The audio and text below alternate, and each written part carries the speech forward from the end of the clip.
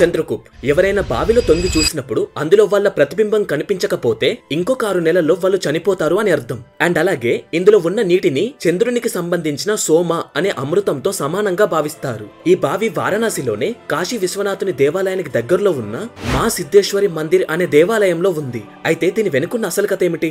పురాణాల ప్రకారం అమావాస్య, పౌర్ణమి వంటివి ఏర్పడడానికి ఈ బావికి ఒక లింక్ ఉంది అని మీకు తెలుసా? అండ్ అలాగే వారణాసిలో తిల్బందేశ్వర ఆలయం అని ఒకటి ఉంది. ఇక్కడ ఒక శివలింగం ఉంటుంది. ప్రతి ఇయర్ ఆ శివలింగం యొక్క సైజ్ పెరుగుతూ ఉంటుంది. అసలు ఇలా ఎందుకు జరుగుతుంది? దాని వెనకాల ఉన్న కథ ఏంటి? ఇలా వారణాసిలో కాశీ విశ్వనాథుని దేవాలయం, విశాలాక్షి అమ్మవారి దేవాలయంతో పాటు పురాణాల ప్రకారం ఇంకొక 72,000 హిందూ ఆలయాలున్నాయి. కానీ వీటిలో దాదాపు 60% దేవాలయాలు ప్రకృతిలో వచ్చిన మార్పుల కారణంగా ఇంకా రకరకాల కారణాల వల్ల భూగర్భంలోకి వెళ్లిపోయాయి. మిగిలిన దేవాలయాలు కొన్ని ముస్లిం రాజులు చేసిన దాడుల వల్ల ధ్వంసమైపోయాయి. అయితే ఇందులో ప్రతి ఒక్క దేవాలయం వెనుక ఒక అద్భుతమైన స్టోరీ ఉంది. కాశీలో గంగా నది ఒడ్డున మొత్తం 84 ఘాట్స్ ఉన్నాయి. వాటిలో ప్రతి ఒక్క ఘాట్ వెనుక ఒక ఇంట్రెస్టింగ్ స్టోరీ ఉంది. అందులో మణికర్ణిక ఘాట్ అండ్ అలాగే హరిశ్చంద్ర ఘాట్ అనేవి చాలా ముఖ్యమైనవి. ఈ 2 ఘాట్లలో ప్రతి సంవత్సరం దాదాపు 30,000 నుండి 40,000 వరకు చనిపోయిన వారికి దహన సంస్కారాలు చేసి వారి అస్థికలను, బూడిదను గంగా నదిలో కలుపుతారు. అయితే రీసెంట్ గా రాజమౌళి గారి డైరెక్షన్ లో మహేష్ బాబు గారు హీరోగా నటిస్తున్న వారణాసి మూవీ టైటిల్ గ్లిమ్స్ లో లాస్ట్ కి మణికర్ణిక ఘాట్ కి సంబంధించిన విజువల్స్ చూపించారు. అప్పటి నుండే దీని గురించి అందరూ ఎక్కువగా సెర్చ్ చేస్తున్నారు. దీంతో పాటు ఇంకొన్ని ముఖ్యమైన ఘాట్స్ కి సంబంధించిన స్టోరీస్ అండ్ అలాగే కొన్ని రహస్యాలను మీకు ఈ వీడియోలో చాలా క్లియర్ గా ఎక్స్ప్లెయిన్ చేస్తాను. ఇదివరకే మన ఛానల్లో ఇంతకు ముందే కాశీ మిస్టరీస్ అని ఒక వీడియో చేశాను. దానికి ఈ వీడియో పార్ట్ 2.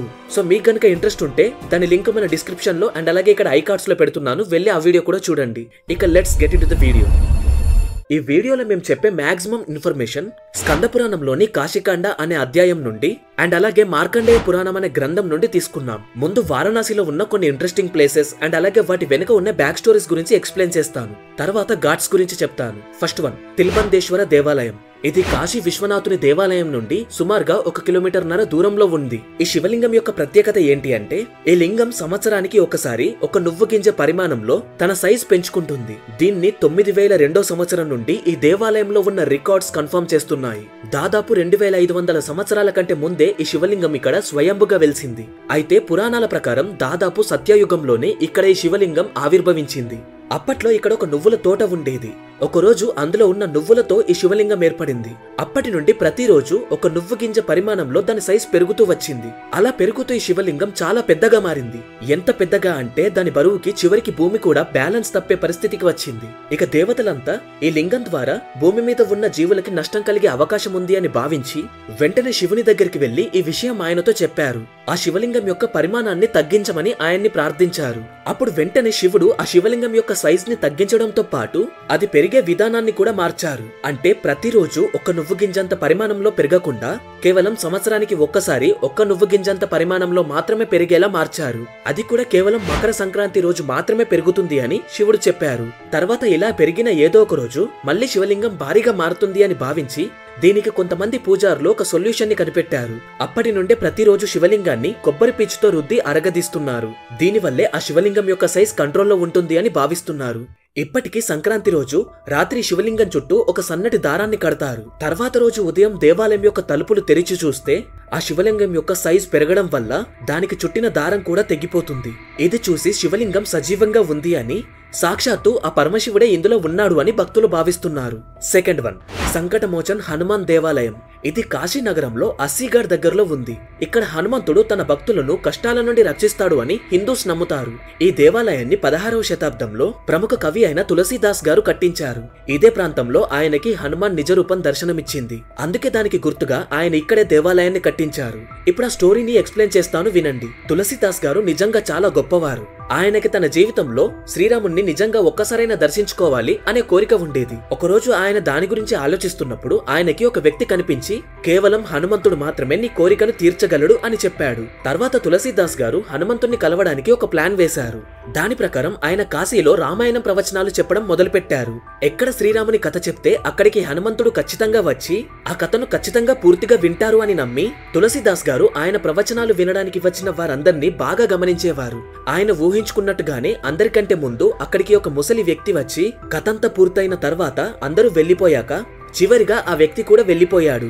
వెళ్లిపోయేటప్పుడు ఆ ముసలి వ్యక్తి చాలా బాధగా ఏడుస్తూ తన కళ్ళను తుడుచుకోవడం తులసీదాస్ గారు చూశారు. ఆయన ఖచ్చితంగా హనుమంతుడే అయి ఉంటాడు అని భావించి ఒకరోజు ఆ ముసలి వ్యక్తిని ఫాలో అయ్యారు. చాలా దూరం వెళ్లిన తర్వాత ఆ అడవిలో ఆ వ్యక్తి కనిపించకుండా పోయారు. దీంతో అతను ఖచ్చితంగా హనుమంతుడే అని తులసీదాస్ గారికి అర్థమయ్యి వెంటనే ఆయన హనుమంతుణ్ణి ప్రార్థించడం మొదలుపెట్టారు. అతని భక్తి నచ్చి స్వయంగా హనుమంతుడే అతని ముందు ప్రత్యక్షమయ్యారు. దానికి గుర్తుగా అదే చోట తులసీదాస్ గారు దేవాలయాన్ని కట్టించారు. తర్వాత రోజుల్లో ఔరంగజేబ్ దాడుల్లో ఈ దేవాలయం ధ్వంసమైంది. మళ్లీ 20వ శతాబ్దంలో బనారస్ హిందూ యూనివర్సిటీని ఏర్పాటు చేసిన మదన్ మోహర్ మలవియా గారు ఈ దేవాలయాన్ని నిర్మించారు. ఇక థర్డ్ వన్, చంద్రకూప్ అనే బావి. ఇది వారణాసిలోనే కాశీ విశ్వనాథుని దేవాలయానికి దగ్గరలో ఉన్న మా సిద్ధేశ్వరదేవి ఆలయంలో ఉంది. దీనిని స్వయంగా చంద్రుడే తవ్వాడు అని పురాణాలు చెప్తున్నాయి. ఈ బావి చాలా పవిత్రమైనది. ఇందులో ఉన్న నీరు చంద్రునికి సంబంధించిన సోమ అనే అమృతంతో సమానమని హిందూస్ నమ్ముతారు. నిజమైన భక్తితో ఈ నీటితో స్నానం చేసి శివుణ్ణి పూజిస్తే వాళ్ళ పాపాలన్నీ తొలగిపోయి వాళ్ళు చనిపోయిన తర్వాత వాళ్ళు చంద్రలోకానికి వెళ్తారు అని పురాణాలు చెప్తున్నాయి. దీనిని చంద్రుడు ఎందుకు తవ్వాడో తెలియాలంటే ఇప్పుడు చెప్పబోయే స్టోరీని జాగ్రత్తగా వినండి. పురాణాల ప్రకారం దక్ష ప్రజాపతికి మొత్తం 84 మంది కూతుర్లు ఉన్నారు. వాళ్ళందరినీ చాలా మంది దేవతలకి అండ్ అలాగే రాక్షసులకి కూడా ఇచ్చి పెళ్లి చేశాడు. అందులో 27 మందిని చంద్రుడు పెళ్లి చేసుకున్నాడు. ఈ 27 మంది కూడా ప్రస్తుతం మన జాతక చక్రాల్లో ఉండే 27 నక్షత్రాలు.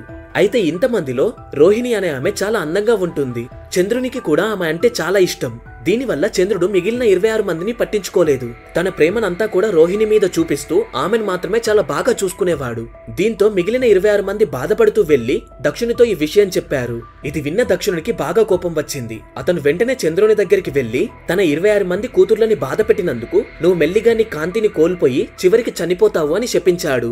ఇక వెంటనే ఆ శాపం అమల్లోకి వచ్చింది. చంద్రుడు మెల్లిగా తన కాంతిని కోల్పోతూ చావుకి దగ్గరగా వస్తున్నాడు. ఇక అతను ఆ శాపాన్నంతా తొలగించుకోవడానికి ప్రపంచమంతా తిరుగుతూ చివరికి కాశీ చేరుకున్నాడు. అక్కడ శివుని జ్యోతిర్లింగానికి కొంచెం దూరంలో ఇంకొక శివలింగాన్ని ఏర్పాటు చేశాడు. ఆ శివలింగానికి పూజ చేయడానికి అవసరమైన నీటి కోసం పక్కనే ఒక బావిని తవ్వాడు. ఆ నీటితో స్నానం చేస్తూ ప్రతిరోజు శివలింగాన్ని పూజిస్తూ చాలా సంవత్సరాలు తపస్సు చేశాడు. అప్పుడు శివుడే ప్రత్యక్షమయ్యి అతని శాపంలో కొన్ని మార్పులు చేశాడు. కాంతి పూర్తిగా తగ్గి చనిపోవడానికి బదులుగా నెలలో కొన్ని రోజులు ప్రకాశవంతంగా ఇంకొన్ని రోజులు కాంతి తగ్గుతూ ఉండేలా శాపాన్ని మార్చాడు. చంద్రుడు తవ్విన బావికి పవిత్రతను ఇచ్చాడు. అప్పటి నుండే పౌర్ణమి, అమావాస్య వంటివి రావడం మొదలయ్యాయి. అండ్ అప్పటి నుండే బావి ఇక్కడే ఉంది. అయితే ఈ బావిలోకి తొంగి చూస్తే చూసిన వారికి వాళ్ళ ప్రతిబింబం గనక కనిపించకపోతే వాళ్ళు ఇంకొక 6 నెలల్లో చనిపోతారు అని ఎక్కువ మంది నమ్ముతారు. కానీ దానికి సంబంధించినట్టు పురాణాల్లో ఎక్కడా రాయలేదు. దీన్ని బట్టి ఇది ఇక్కడ చెప్పుకునే ఒక స్థానిక జానపద కథ అయి ఉండొచ్చు. ఇలాంటి ఇంట్రెస్టింగ్ ప్లేసెస్ ఇంకా వారణాసిలో చాలా ఉన్నాయి. వాటన్నింటి గురించి ఒక్క వీడియోలో చెప్పడం అనేది అసాధ్యం. కాబట్టి మీకు నిజంగా ఇంట్రెస్ట్ ఉంటే ఈ వీడియోని లైక్ చేసి పార్ట్ 3 అని కామెంట్ చేయండి. ఎక్కువ లైక్స్ అండ్ కామెంట్స్ గనక వస్తే ఖచ్చితంగా పార్ట్ 3 కూడా చేస్తాను. ఇక ఇప్పుడు మణికర్ణిక ఘాట్, హరిశ్చంద్ర ఘాట్ అండ్ అలాగే ఇంకొన్ని ఘాట్స్ గురించి తెలుసుకుందాం. First one, Panchganga ghat. ఇది చాలా పవిత్రమైనది. పంచగంగా అంటే 5 గంగలు అని అర్థం. పేరుకు తగ్గట్టే ఇక్కడ 5 నదులు కలుస్తాయి అని పురాణాలు చెప్తున్నాయి. అవే గంగా, యమున, సరస్వతి, కిరణ అండ్ దూతపాప. ఇందులో గంగా నది ప్రత్యక్షంగా కనిపిస్తుంది. మిగిలిన 4 నదులు కంటికి కనిపించవు. యమున నది, సరస్వతి నదులు భూగర్భంలో ప్రవహిస్తాయి. ఇక మిగిలిన 2 నదులు ఒకప్పుడు ఇక్కడ స్థానికంగా ప్రవహించే చిన్న చిన్న నదులై ఉండొచ్చు. అయితే అవి కూడా ఇప్పుడు కనిపించట్లేదు. పురాణాల ప్రకారం అగస్త్య మహర్షి ఇక్కడ చాలా సంవత్సరాల తపస్సు చేశాడు. ఆ తపస్సుని మెచ్చిన దేవాది దేవతలు ఇక్కడ 5 నదులు కలిసే పవిత్రతను ఇచ్చారు. ఇక్కడ గనక స్నానం చేస్తే పంచతీర్థాల్లో స్నానం చేసినట్టే పుణ్యం వస్తుంది అని హిందూస్ నమ్ముతారు. ఇక్కడ బిందు మాధవుడు అనే రూపంలో ఒక విష్ణుమూర్తి దేవాలయం కూడా ఉంది. కార్తీక మాసంలో ఇక్కడ ప్రజలు ఎక్కువగా గంగా నదిలో కార్తీక దీపాలను వదులుతారు. Second one, Assi Ghat. ఇది గంగా నదిలో హస్సీ నది కలిసే చోట ఉంది. ఈ నది కాశీ నగరానికి దక్షిణ సరిహద్దుగా ఉంటుంది. ఈ నది దుర్గాదేవి వీరత్వానికి సాక్ష్యంగా ఉంది. పురాణాల ప్రకారం ఇక్కడ శంభు, నిశంభు అనే 2 రాక్షసులు ఉండేవారు. వాళ్ళిద్దరూ అన్నతమ్ములు. ఒకసారి వాళ్ళిద్దరూ కలిసి బ్రహ్మదేవుని కోసం ఘోరమైన తపస్సు చేశారు. కొన్ని సంవత్సరాలు గడిచిన తర్వాత బ్రహ్మదేవుడు ప్రత్యక్షమయ్యాడు. అప్పుడు వాళ్ళు బ్రహ్మదేవుని దగ్గర తమని దేవాది దేవుల్లో మగవారు ఎవరు ఓడించకూడదు అని, అలాగే అంతం చేయకూడదు అని వరాన్ని తీసుకున్నారు. ఆడవాళ్లు ఎలాగో తమని ఏమి చేయలేరు అన్న ఉద్దేశంతో ఆడవాళ్ళని చిన్న చూపు చూశారు. ఆ వరాన్ని ఉపయోగించుకొని దేవుళ్ల దగ్గర ఉన్న సంపదనంతా దోచుకోవడం, వాళ్ళని ఓడించి వాళ్ళ పదవులను లాక్కోవడం వంటివి చేయడం మొదలుపెట్టారు. అలా కుబేరుని దగ్గర ఉన్న బంగారాన్ని, ఇంద్రుని దగ్గర ఉన్న ఏనుగుని కూడా లాక్కున్నారు. ఇక చేసేది ఏమీ లేక దేవతలందరూ కలిసి శివుడు విష్ణువు దగ్గరికి వెళ్లారు. అప్పుడు ఆడవాళ్లు మాత్రమే అతన్ని చంపగలరు అని పార్వతీదేవి దుర్గాదేవి అవతారంలో వాళ్ళని చంపమని పంపించారు. దుర్గాదేవి ఆ ఇద్దరు రాక్షసులతో ఘోరంగా యుద్ధం చేసింది. చాలా రోజుల పాటు జరిగిన ఆ యుద్ధంలో రాక్షసుల సైన్యాన్ని మొత్తాన్ని చంపేసింది.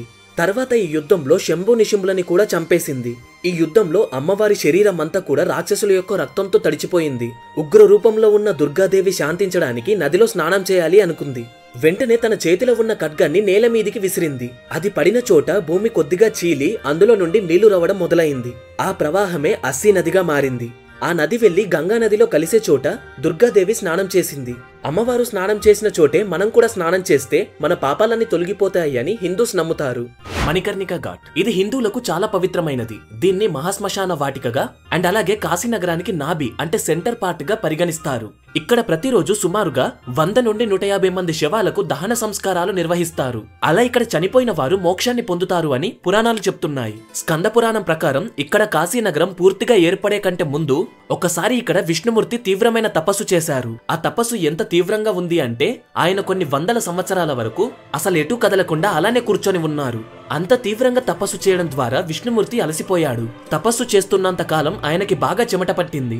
ఆ చెమట అంతా కూడా ఒక చోట చేరి అందమైన చక్ర పుష్కరిణిగా ఏర్పడింది. ఆయన తపస్సు నచ్చి ఒకసారి శివపార్వతులు అక్కడికి వచ్చారు. అప్పుడు శివుడు ఆనందంతో తాండవం చేయడం మొదలుపెట్టాడు. ఆ సమయంలోనే శివుడి యొక్క చెవికి ఉన్న చెవిపోగు ఊడి ఆ పుష్కరిణిలో పడిపోయింది. అప్పుడు శివుడు ఇందులో నా చెవిపోగు పడింది కాబట్టి ఇప్పటి నుండి ఇది ప్రపంచంలో అత్యంత పవిత్రమైన ప్రదేశంగా మారుతుంది. ఇక్కడ చనిపోయిన వారికి ఖచ్చితంగా మోక్ష లభిస్తుంది అని ప్రకటించాడు. అప్పటి నుండి ఈ ప్రదేశానికి మణికర్ణిక ఘాట్ అనే పేరు వచ్చింది. మణికర్ణిక అంటే చెవిపోగు అని అర్థం. అయితే మణికర్ణిక ఘాట్ కి ఈ పేరు ఎలా వచ్చింది అనడానికి చాలా స్టోరీస్ ఉన్నాయి. కానీ ఇందాక నేను చెప్పిన స్టోరీ అండ్ ఇంకొక స్టోరీ కూడా ఎక్కువ ప్రచారంలో ఉంది. అదేంటి అంటే ఈ ఘాట్ లో శివుడు పార్వతి స్నానం చేస్తున్నప్పుడు శివుని యొక్క చెవిపోగు జారి అందులో పడింది. కొన్ని చోట్ల పార్వతీదేవి యొక్క చెవిపోగు అని కూడా చెప్తారు. అప్పటి నుండే ఈ ఘాట్ ని మణికర్ణిక ఘాట్ అని పిలుస్తున్నారు. ఇక్కడ చనిపోయిన వారి చెవిలో ఆ పరమశివుడే స్వయంగా తారక మంత్రాన్ని చదువుతాడు. ఇక్కడే కొన్ని శతాబ్దాల నుండి మండుతున్న అగ్నిగుండం ఉంది. దాని నుండి నిప్పుని తీసుకొచ్చి ఇక్కడ చనిపోయిన వారి శవాలను దహనం చేస్తారు. ఫస్ట్ పార్ట్ లో అండ్ ఇప్పటిదాకా మనం చెప్పుకున్నవి వారణాసికి సంబంధించి కొన్ని రహస్యాలు మాత్రమే. ఇంకా చాలా రహస్యాలు వారణాసి నగరంలో దాచబడి ఉన్నాయి. ఒకవేళ మీకు ఇంకా రహస్యాలు తెలుసుకోవాలి అనుకుంటే ఈ వీడియో కింద పార్ట్ 3 అని కామెంట్ చేయండి. వచ్చిన కామెంట్స్ ని బట్టి ఇంకొక వీడియో చేస్తాను. సో ఇది గైస్ ఇవాళ వీడియో. మీకు గనుక మా వీడియో నచ్చినట్లయితే please do subscribe to the channel. అలాగే వీడియోని లైక్ చేసి షేర్ చేయండి. Thanks for watching.